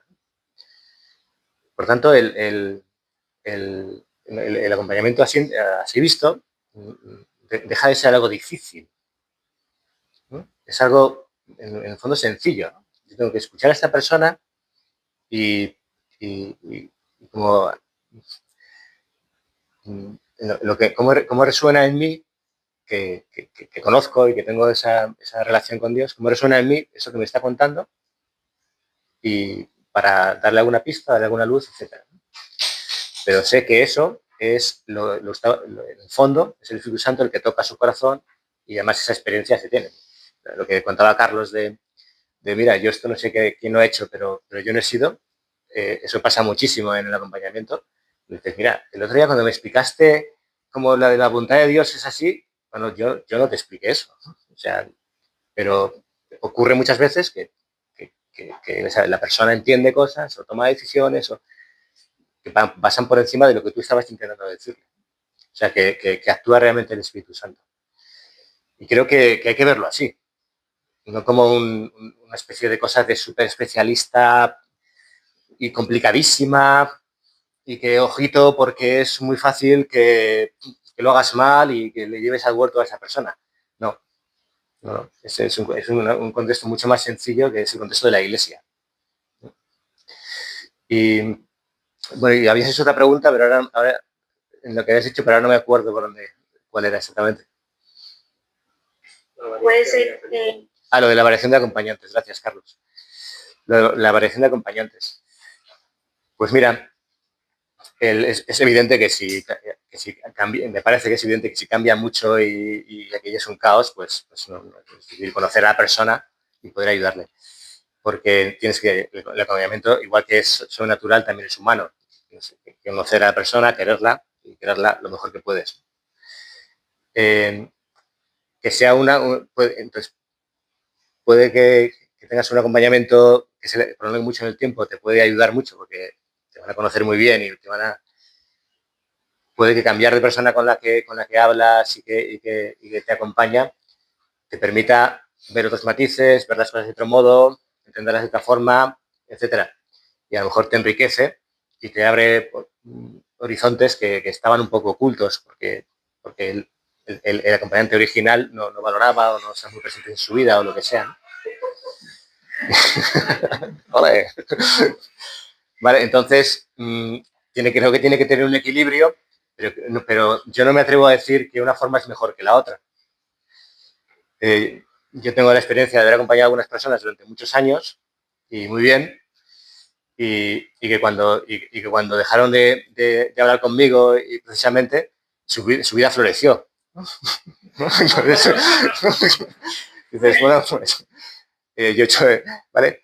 Y esto funciona así, no depende no depende de ti. Y otra cosa que creo que hay que tener en cuenta es que el acompañamiento es una relación, y como todas las relaciones, produce heridas y amor. También el acompañamiento hieres, sin querer, lógicamente, ¿no? Pero también el acompañamiento hieres. Y puedes, como tus propias heridas y defectos o miedos o lo que sea, se los puedes transmitir inconscientemente o más o menos inconscientemente a esa persona. Por supuesto que intentas no hacerlo, y a medida que te conoces procuras, pero ocurre porque eres imperfecto, humano, igual que hieres a tus hijos, ¿no? O hieres a tus amigos, ¿no? Bueno, y y es muy doloroso, ¿no? Cuando descubres que has herido a una persona a la que has acompañado intentando ayudarla y descubres que le has hecho daño. Luego, bueno, no solo le has hecho daño, claro, le has ayudado a muchas cosas, ¿no? Decir, mira, en esto, aquí me equivoqué, esto no. Y entonces, ¿qué haces? ¿Dejas de hacer acompañamiento? No. Te fías de que eso es parte del camino de la vocación y que Dios, con esas heridas y ese amor, va llevando a esa persona y la va sanando, de manera que es capaz de amar cada vez mejor y cada vez más, descubrir su vocación y entregarse a él. ¿Vale? Bueno, eso es lo que te diría. ¿Cómo vamos de tiempo? 15 minutos. Me surgía una duda ahora mismo. Perdón. Pero un momentito, es que había otra pregunta allí que no me ha preguntado todavía. Interesante. Bueno, es que Carlos comenta una cosa que me parece también que es muy interesante, que según tu experiencia, algún ejemplo, eso de que tú hayas visto que haya ido por un lado y otro que haya ido por otro lado. Es decir, pongamos, que haya ido bien o que haya ido mal. Que tú, ¿Que haya ido bien? ¿Que haya ido bien? ¿Cómo? ¿A qué te refieres? ¿A que haya ido mal? No sé, que tú igual veías que había una vocación ahí en el fondo y de repente se ha buscado la vocación por algún motivo, o no, al revés. O cómo el acompañador, en el sentido, digamos, le afecta o no le afecta y cómo debe actuar en ese momento. Pues, a ver. Y con algún ejemplo se puede poner, obviamente. Sí, algún ejemplo despersonalizado. Pues, bueno, hay veces que sí, que ves que una persona a la que estás acompañando, que se acerca a Dios y que toma una decisión de entrega, o está a punto de tomarla, o está como en ese momento de planteárselo como muy a fondo y tal, ¿no? Y a veces eso de repente como que se paraliza y se rompe totalmente, ¿no? Eso yo lo he visto algunas veces como le pasa a Inara en la película, por la aparición de un amor humano. Que de repente, pues un chico que está ahí con la entrega a Dios, o se ha entregado a Dios, está en los pasos de su camino vocacional, ya concreto, en la instrucción de la Iglesia, y una llamada al celibato, y de repente en muy poco tiempo, pumba, se enamora de una chica, se va con ella, etc. Deja de recorrer ese camino, etc. ¿Qué es lo que yo he visto casi siempre que pasa eso? O sea, pocas veces, no sabría decirte si alguna, he visto que una persona como claramente rechaza esa relación con Dios, esa que estaba construyendo, la rechaza como objetivamente, fríamente y se lanza por otro camino. Casi siempre que he visto algo así, lo que ha ocurrido en esa ruptura del camino vocacional es que está mal construido. Que lo que estábamos hablando de las decisiones inmaduras, ¿no? Que preguntaba Pilar, que había ahí inmadureces en su corazón que estaban tapadas, que se podía más o menos intuir y que han acabado por romper de esa manera. Entonces, a mí me ha pasado con gente que yo veía esas inmadureces, se las decía, le pedía que las trabajasen, que entrase ahí, que dejase de funcionar de esa manera y que entrase ahí, y a la vez veía como el otro sí me entendía, pero no se hacía cargo de hasta qué punto eso realmente le estaba condicionando, ¿no? Y hasta que pumba, explota. Y cuando explota es cuando dice, pero ¿qué me ha pasado? Pues te ha pasado lo que ha pasado, lo que, en fin, ojalá no te hubiese pasado. Y me duele no haber sabido como ayudarte a que lo veas antes para que no tengas que llegar a esa ruptura para que ocurra. Esa es mi experiencia, la verdad. También tengo la experiencia de que se da menos porque es más difícil, pero también tengo la experiencia de que en ese camino de la vocación, cuando después de ese tipo de crisis vocacionales en las que tú estás recorriendo un camino, de repente todo salta por los aires, pues un camino en el celibato que te enamoras de una mujer o que te desilusionas con la institución y entonces todo se te hunde el suelo, ¿no? Que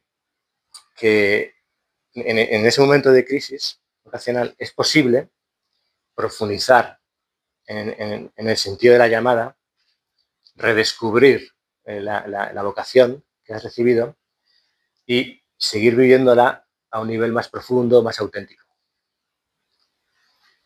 Pero es más difícil de hacer.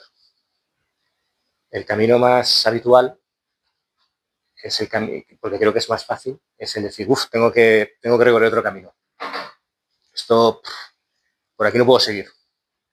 Tengo que recorrer otro camino. El camino, el difícil, pero que creo que también es posible, es, no, tengo que seguir aquí, pero bien. Redescubrir mi camino y vivirlo auténticamente con más profundidad. ¿Y quién es el que sabe que si tiene que romper o seguir? Pues solo es el propio interesado. Tú lo puedes ver desde fuera y tener tu opinión, pero no lo sabes. Lo que he hecho a veces es, oye, ¿te has planteado esta posibilidad de que en realidad esto te pueda ayudar a vivir esta vocación de una manera más auténtica y más profunda? ¿Te has planteado esa posibilidad porque es una posibilidad real? ¿Por qué no la llevas a tu relación con Dios? Le hablas con él en tu oración, a ver cómo te resuena en el corazón, a ver qué sentimientos, qué movimientos te produce. Me gustan mucho las reglas de discernimiento de San Ignacio, las espirituales, que todo el mundo conoce, la de tipos de crisis no la mudanza, pero claro, tiene como otras 15 reglas, entonces está muy bien para todo este, porque habla muy bien, sí. Nos habla de, San Ignacio habla mucho del buen espíritu, que es digamos lo que viene del Espíritu Santo, del mal espíritu, que es lo que viene de la carne, del mundo y del demonio, ¿no? Entonces, cómo saber diferenciar esas dos tendencias que tenemos cada uno y luego te da una serie de reglas de cómo actuar en cada una de las circunstancias, cada de esas tipos de desolación o atenuada. Sí, el camino del seguimiento de San Ignacio es muy interesante porque va mucho a los afectos del corazón. Se fija muchísimo en los afectos. Creo que eso es súper importante, porque el camino de vocación, como es una relación personal, no puede ser solo racional, es imposible. Tiene que tener la afectividad y tiene que estar ordenada, tiene que estar como en su sitio. Sí, eso también depende un poco también de la formación del acompañador, es decir, que si una persona que hay por ejemplo, conocemos nosotros también el Opus Dei, ¿no? Cómo funciona, ¿no? Desde el vista, ¿no?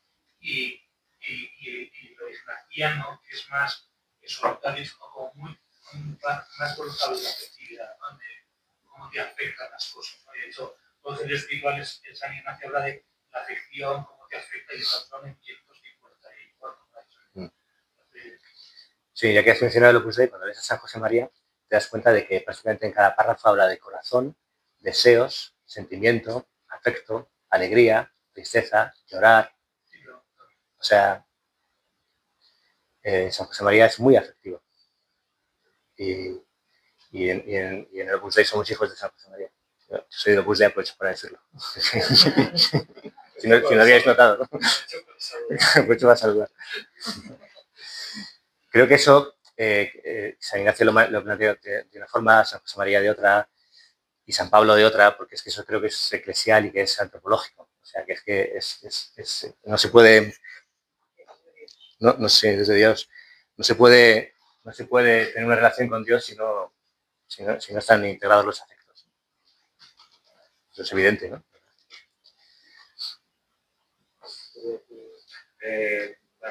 Me acuerdo de todo esto.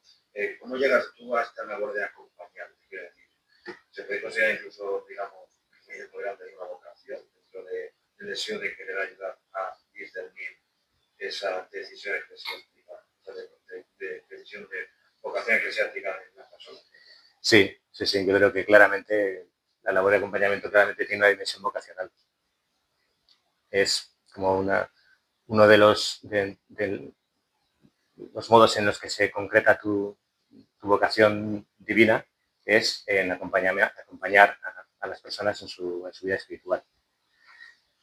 El modo de amar de Dios es infinito y es súper original, imaginativo y llama a las personas a amar de miles de formas. Y hay muchos modos de amar. Y acompañar es un modo de amar.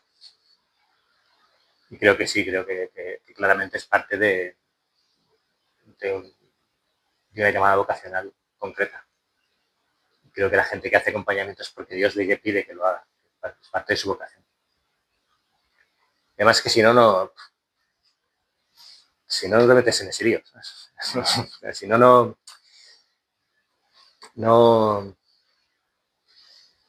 sé cómo decirlo, no eres capaz de hacer eso si no piensas que está Dios ahí de alguna manera.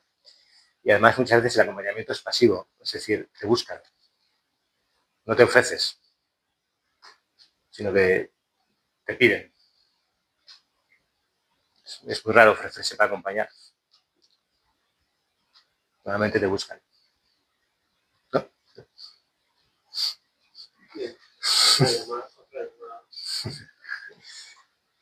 Vale. Solo hemos visto una escena de la peli, por eso he puesto esa, de hecho, ya verás cómo.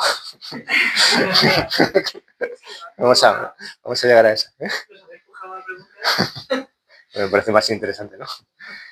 Creo que ya no da tiempo a mucho más, ¿no? Que podemos ver a mí. Lo que tuvieras eran 4 minutos. Pues. A las 9 nos vamos.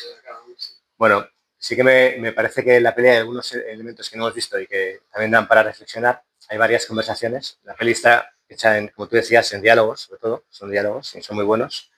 Buenísimo cuando el primero más importante es en el que Ainara le cuenta a su tía el que se está planteando estoy en un proceso de discernimiento, le dice.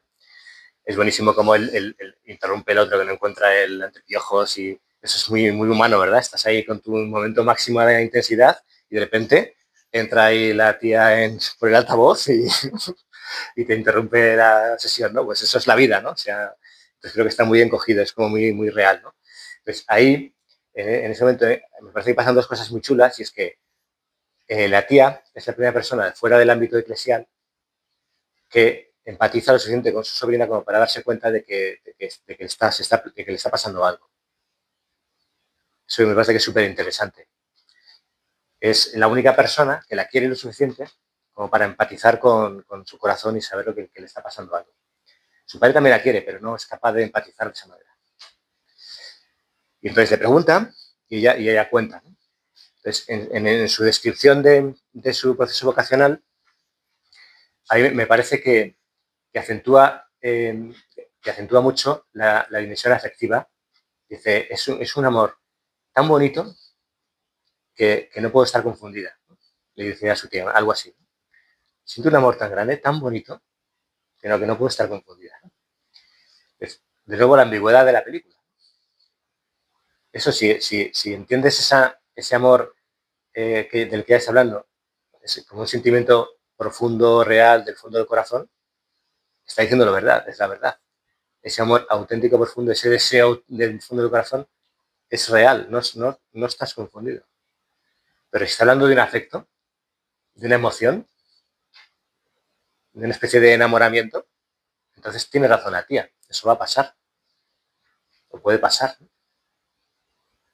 Entonces, creo que eso es una de las cosas que hay que tener en cuenta mucho en cualquier proceso cualquier relación de amor.